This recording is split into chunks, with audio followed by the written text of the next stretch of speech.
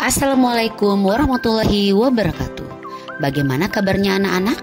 Bertemu lagi dengan Ibu Rini Piskasari dari SMP Negeri 02 Bengkulu Utara. Hari ini kita akan belajar tentang sistem pernapasan pada manusia untuk subkonsep bahasan organ-organ pada sistem pernapasan pada manusia.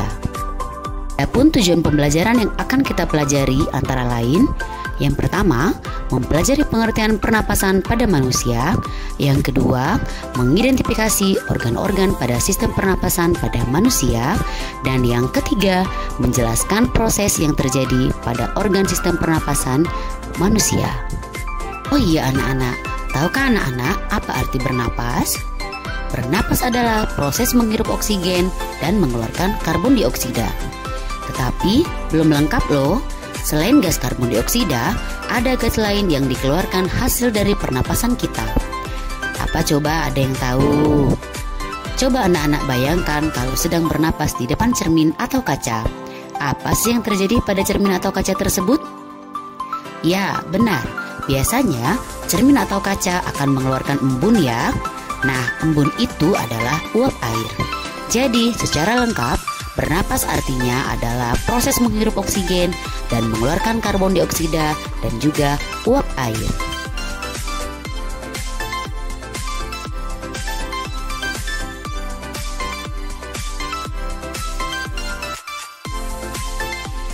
Sekarang, apa saja sih organ-organ yang termasuk jalur pernapasan pada tubuh manusia? Ayo kita urutkan satu persatu. Dimulai dari rongga hidung, faring, laring, trakea, bronkus, bronkeolus, dan yang terakhir adalah alveolus.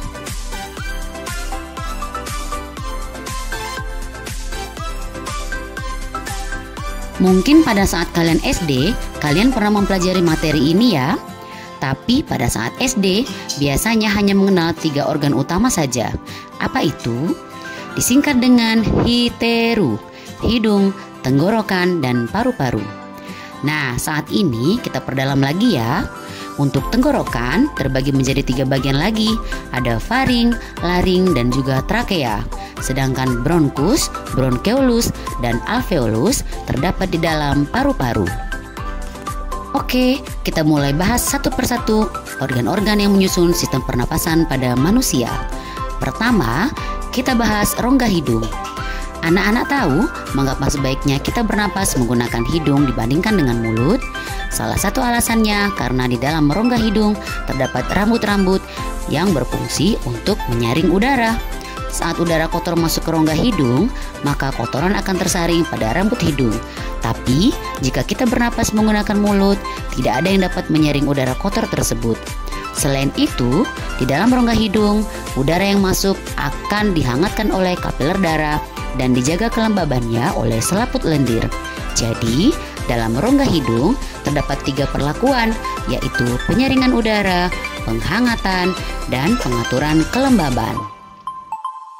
Kedua, faring. Faring disebut juga dengan teka. Letaknya terdapat pada persimpangan antara rongga hidung, tenggorokan, dan juga kerongkongan. Kok disebut persimpangan ya? Faring disebut persimpangan karena letaknya di tengah-tengah antara rongga hidung, tenggorokan, dan kerongkongan. Fungsinya menyalurkan udara pernapasan dari hidung ke laring. Laring. Coba anak-anak pegang bagian leher kemudian berbicara. Adakah yang bergetar? Nah, yang bergetar adalah pita suara. Letak pita suara berdekatan dengan laring. Pada laring terdapat katup epiglotis yang dapat membuka dan menutup bagaikan pintu gerbang. Saat kita sedang bernapas, maka katup epiglotis akan menutup bagian kerongkongan, tapi saat kita sedang makan, katup epiglotis akan menutup bagian tenggorokan. Hal ini bermanfaat agar saat kita makan tidak tersedak. Trakea disebut juga sebagai batang tenggorokan. Strukturnya mirip seperti cincin yang bertumpuk-tumpuk dan terbuat dari tulang rawan.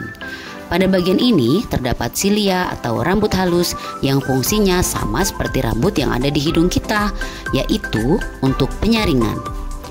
Pada saat udara kotor tidak bisa tersaring di rongga hidung, maka akan tersaring di trakea menggunakan silia. Setelah trakea, udara pernapasan berlanjut ke dalam paru-paru melalui 3 saluran bercabang, dimulai dari bronkus yang merupakan cabang dari trakea, kemudian bronchiolus, cabang dari bronkus, dan yang terakhir alveolus. Alveolus ini bentuknya unik loh, mirip seperti buah anggur. Tugasnya adalah sebagai tempat pertukaran antara oksigen dan karbon dioksida. Salah satu contoh proses difusi di dalam tubuh manusia adalah pada jaringan alveolus di paru-paru. Karena paru-paru langsung berhubungan dengan udara luar, maka tekanan parsial oksigen di dalamnya jauh lebih tinggi daripada tekanan parsial oksigen di dalam jaringan tubuh sekitarnya. Sebagaimana diketahui, tekanan parsial oksigen dalam alveolus adalah 100 mmHg. Tekanan ini jauh lebih besar daripada tekanan oksigen dalam arteri di sekitarnya, yaitu 40 mmHg. Sedangkan tekanan parsial karbon dioksida dalam darah adalah 45 mmHg, lebih besar daripada tekanan karbon dioksida dalam alveolus, yaitu 40 mmHg. Adanya perbedaan tekanan inilah yang menyebabkan terjadinya difusi oksigen dan karbon dioksida.